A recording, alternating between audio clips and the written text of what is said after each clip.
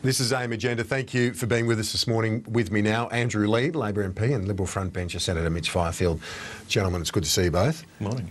First of all, Senator Fifield, let's get your response to what Anthony Albanese said there about the mining tax.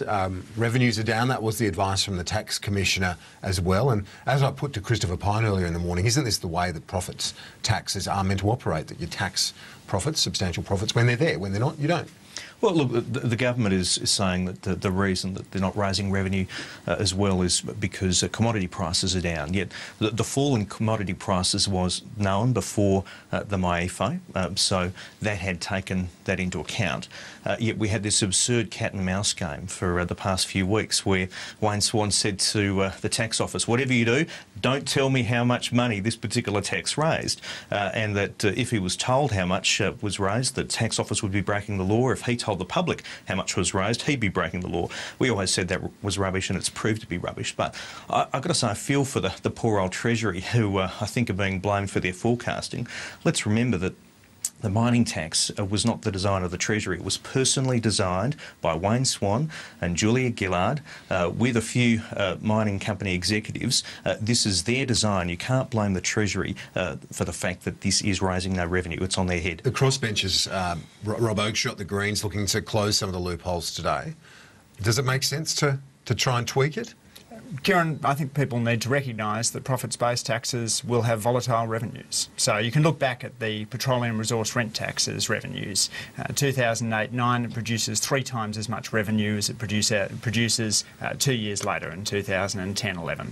These things go up and down, driven partly by commodity prices, as Mitch correctly says, but also by firms' investment decisions. And given that we're in a phase of the mining boom where there's mammoth investment going in, I mean, there's projects there that are tens of billions of dollars, hundreds of billions of dollars in investment in aggregate, all that is deducted before you look at a firm's profit. And so a high investment phase is going to be a lower profit phase. But what about the outgoings? Well, they're there on the books regardless, aren't they? The spend of $3 billion a year. Well, I think this is a bit cute. We have committed clearly in legislation to a set of important measures. Some of them are raising universal superannuation, say from 9 to 12%. Many of Mr Abbott's backbenchers sit on 15% superannuation, but it now seems that Mr Abbott is happy for superannuation to stay at 9% because he won't support any revenue measure that's been linked to the minerals resource rent tax. Well, no, we've said that we will not rescind the increase in the super guarantee. We've been very clear about that. So you've changed your mind on that. So now you're supporting one bit of the minerals resource rent tax package, but not other bits, such as, for example, taking tax on low-income earners' superannuation contributions down to zero. But you are saying that the guarantee, and I've heard this previously from your front bench, that we will keep it. That's right. We will not rescind that. All other spending measures, which were meant to be funded by the MRRT, we can't support those. Okay. We can't support those. What's special about this one, Mitch? I mean, you voted against it in Parliament. Why are you now? And it doesn't hit its peak until 2019. Why do you now want to support this one? Well, look, we're endeavouring to provide certainty for people with superannuation. That's something which is a fundamental part of people planning for their future. But the other elements of the MRRT spending package, this government isn't going to be able to afford. Okay. They're not being upfront about it. Let's move on. We are. I want to talk about the drugs and sport issue. Christopher Pyne says that the government's botched it and that their timing, why did they release it at that time if not to distract the government from its political woes? Senator Fifield, isn't this the case? Isn't it the case that the Independent Crime Commission would choose the timing of the release of such information?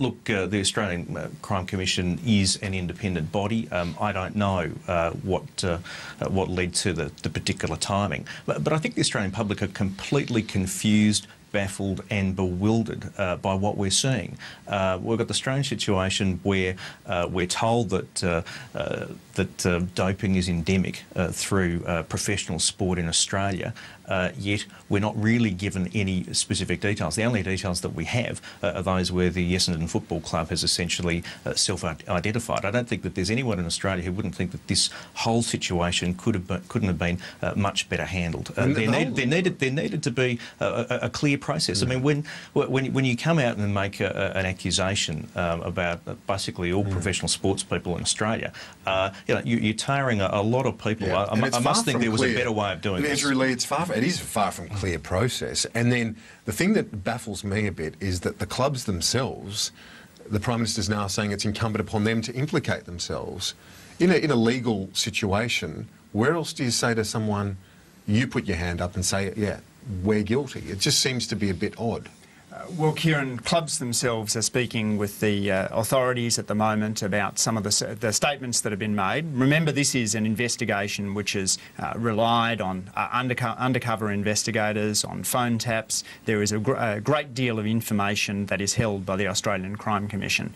I think none of it which can be used in a court. Well, some which will and some which won't be able to be used in a court. But I think it's important for politicians like Mitch and I, and certainly Christopher Pyne, to stay out of it. Christopher Pyne seems to be trying to get the George Brandis Award for meddling in investigations.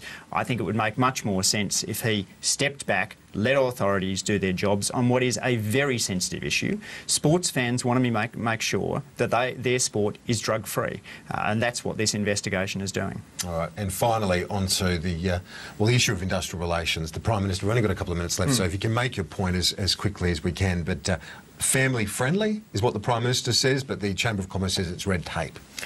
If we can promote conversations between employers and employees that get the work-life balance right, I think that's a great thing. I think we should be encouraging those conversations throughout workplaces, because that makes us a more productive Australia. It allows us to use the skills and talents of every worker and allows them to be happy at work, not fretting about caring responsibilities about kids and the like. Senator Fifield, what are your thoughts, given what you've heard from the Business Chamber and others?